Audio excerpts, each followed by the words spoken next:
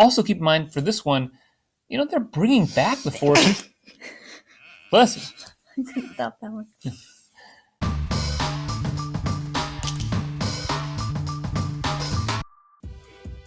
Welcome back to Building Together. Today we're going to be taking a look at the Forestmen's Hideout and the Forest Hideout that just came out as a freebie, actually. Which, first of all, that's pretty awesome that they gave that away as a freebie. I agree, totally. As a classic castle fan, whoa, it's so exciting. $150 freebie with the gift of purchase from June 15th to June 22nd. But I've seen a rumor, I don't know if it's true, that it will be back in August as a gift with purchase. So if you didn't get it and you're interested, there will possibly be another opportunity for you.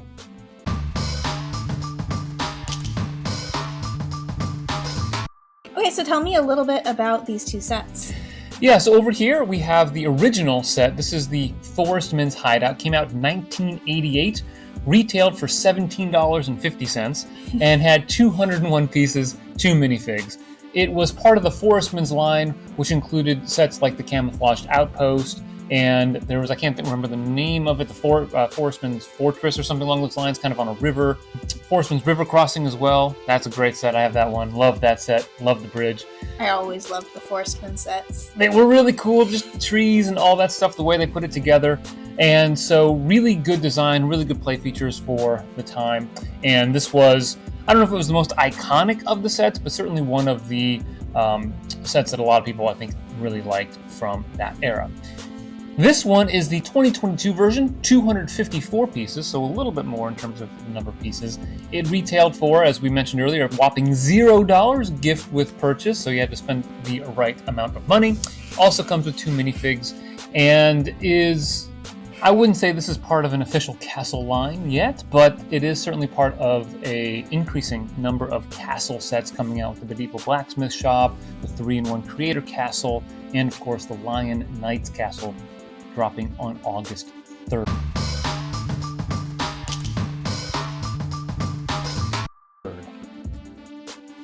So why don't you go ahead and tell us a little bit more about the sets. What are they supposed to be depicting? How do they do that?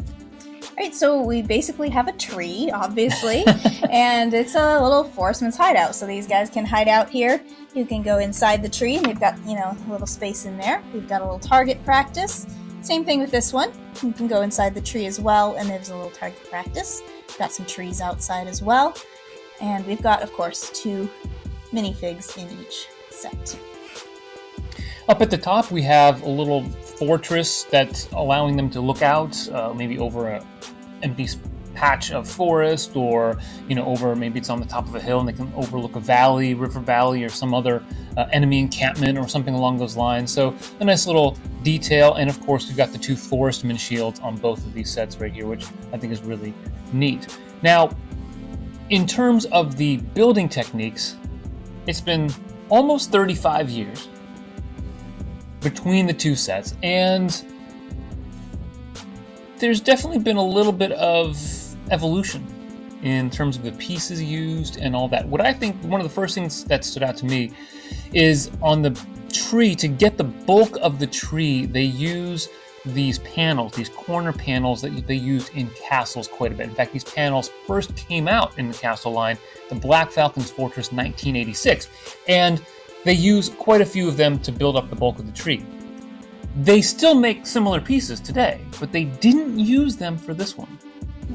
Instead, they used round pieces to give it a rounder look rather than an angled look. So that's one of the differences, even though they could have pretty much gone with these pieces right there. So that, I think, is an interesting technique. The slope, to get the kind of the roots, they use slopes over here, and a lot of them throughout. So 1x2 slopes, 2x2 slopes. Here they use bow slopes, so a bit smoother, and they also use some snot work to kind of have some bulges out in the roots and the base of the tree. So that, I think, is a little bit of an interesting difference as well. Why don't you compare some of the elements at the top of the tree, especially with the fortress? Yeah, I think the big difference comes in the top. You have here a lot bulkier at the top, and here it really gets thin. you can see on the back here we have this thick trunk, and then all of a sudden this fairly thin, relatively thin limb coming out of it, which feels a little odd to me. I'm not sure I like the execution of that, but it is more streamlined. You of course have a much more variety of pieces with these, I don't know, these macaroni, I don't know what you call them. They're tubes, Technic tubes of sorts, yeah. You've got all sorts of interesting pieces here that wouldn't have been available back when this one came out. So it is definitely a sleeker, more interesting tree, I think, but the execution, I'm not sure I love exactly how that flows. The top part. Yeah. Yeah. Of course, you have the tile work on the roof here, which you don't have on the older set, which I think is just something that is much more common now than it was then. I don't even know if they had tiles back then for that kind of work. They did, but yeah, didn't work the same way. They didn't use them as much. Yeah, so I think that gives it a nice, more polished look, and a good update to the set. We still have the stair stepping. We're using a little bit more textured bricks here, whereas here we're just using regular bricks. But the stair stepping effect is similar. I do like the variation in shades of green in this one, whereas this one's all the same green. It's kind of nice. Yeah, so they definitely make sense, or make use of the full, not the full, but part of the color palette. Back then, they only had the green foliage, but now they really use, they have bright green, they have dark green, which isn't included in the set, so they do have quite a bit out there for foliage. Julia mentioned the textured elements. I really like that. One of the, I think, things that separates the freebie here, the new release, from the old one is the use of textured bricks. Not only do you have these log bricks that go up on the step, but you also have the profile bricks that they use at different spots to replicate the brick and stone that they didn't have available then. I think that's a really nice touch for that. Another thing that I really enjoy about this updated version is instead of using circles, which they use these black circles here for the windows, they use the log bricks. Again, it's a small detail, but I like it. Adds a little bit more strength. It's a little bit of a different look to it, and I really liked how that turned out over here. One of the other differences that I think is interesting is the use of vines in this set, as opposed to them being absent in this one over here.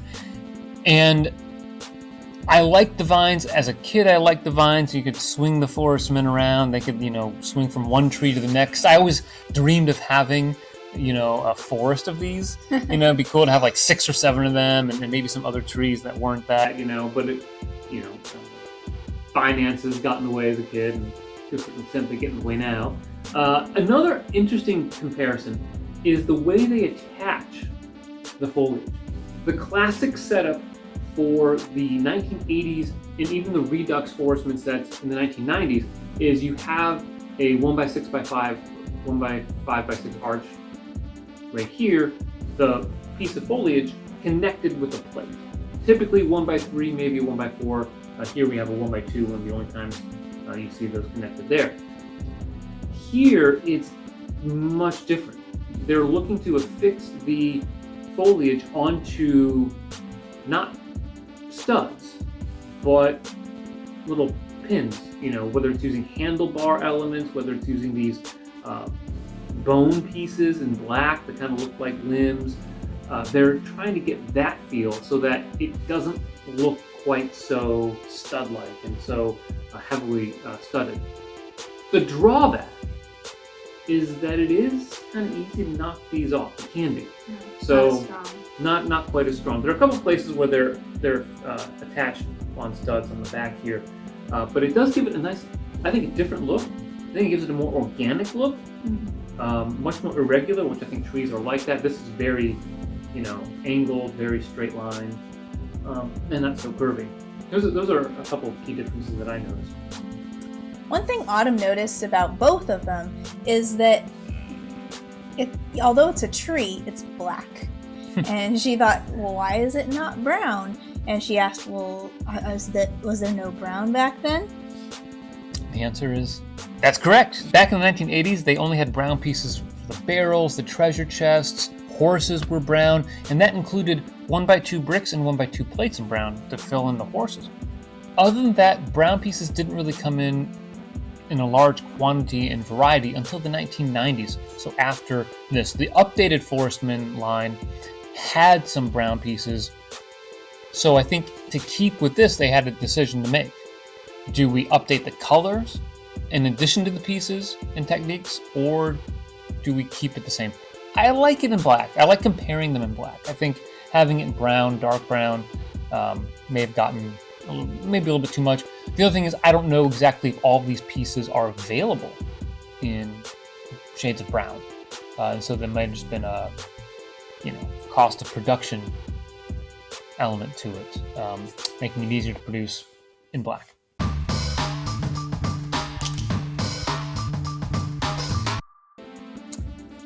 I have a question. I see that these are both on 2 plates. Do these trees open up? They are actually, this is on 2 plates. 2 6x12s. This is on 4 plates. 4 6x6 curved plates. And they do both open up. A little slight difference in terms of the hinges. This uses 3 hinge bricks. This one uses 1 hinge brick and 2 hinge plates. But yes, they do open up. And I think one of the key differences, if you take a look, just flipping this to the back side here, check it out. The interior, to get up to the little second level, you've got a ladder in this one. No ladder in that one. And in part, because of the construction, you have the space for a ladder. Even if you wanted to include one here, you have to reconfigure elements of it so that it would close together. This one seamlessly closes and has that ladder. Really well done. I think it's a great upgrade. Yeah, I mean, that's definitely a difference I see from when I played with Lego when I was younger. Everything was kind of clunkier to put together because there wasn't the variety of pieces back then. And so that makes sense to me why you would not have the space there for it that you would on the updated version. Yeah, and again, nice touch, and shows a little bit of thought.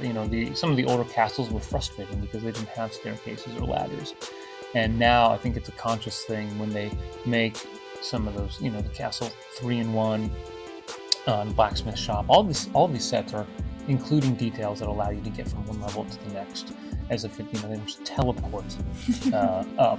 Which, of course, as a kid doesn't matter. You use your imagination, and they find their way up to the battlements. It's not a big deal. I mean, I still don't think it's that big a deal because there's so many things. I mean, like this hideout. What? It's a hideout where you can just fit your one body in. Like, I mean, there's not too much logistically practical about it anyway. You find a big tree, you hollow it out, and you make a little thing. I get it.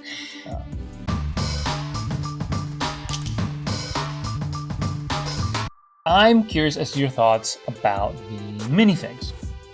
Alright, so I think that this minifig here is similar to this minifig here. We've got the bow and arrow, the triangular hat. But of course, the torsos are a bit different. We have this red collar thing, which is a shout out to this one, but then we've got some other details as well. Then the other minifig is quite different. Here we have just a very straightforward Forestman minifig. And on the other one we have a female, which is always a fun touch when they add a female minifig. So I kind of like that. Yeah. Gets a little more variety and all that, diversity in it.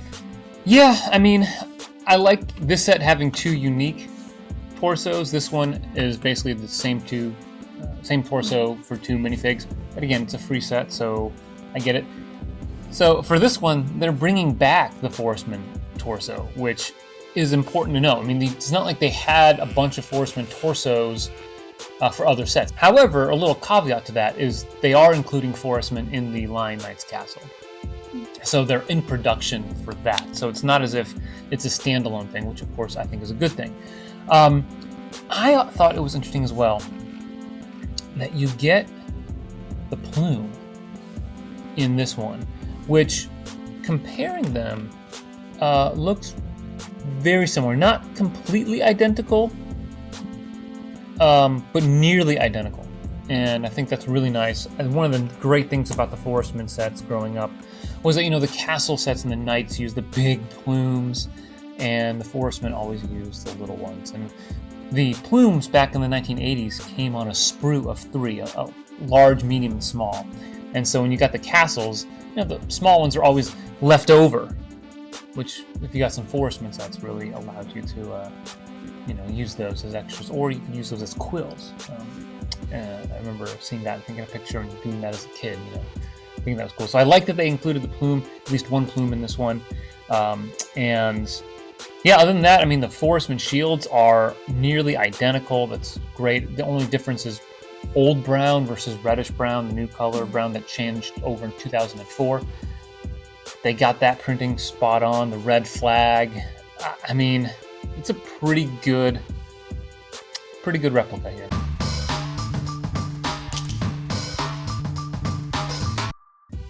So overall, would you say you think this new one does justice to the old one and surpasses it, or, you know, what do you think?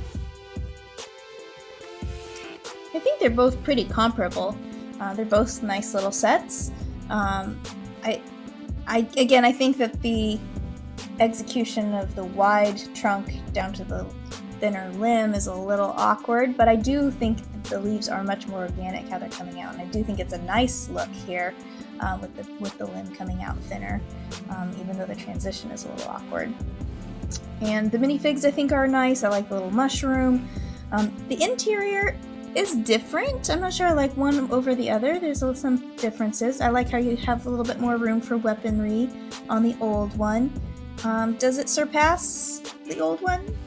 I think so. I think there's enough updates to it to make it, you know, a nice update on the old.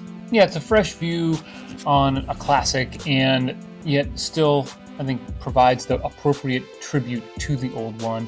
It doesn't go too crazy with the changes, and I think they nailed it. And how fun is that for us who grew up with all this castle, that we got the Black Falcons in the 3-in-1 castle. Now we've got the Forestmen, and we've got the Lion Knights coming. Like, all the big factions from our childhood are coming back, like, all within a year. I know. Lego's doing a great job of appealing to us in the, you know, millennial Gen X age group, and so, you know, it's like they want our money or something like that. I don't know why. But again, I think this is a fantastic 254 pieces, gift with purchase, and again, rumors are that it will be back at in a time in August, in time for the Lion Knights Castle to come out. Well, that does it.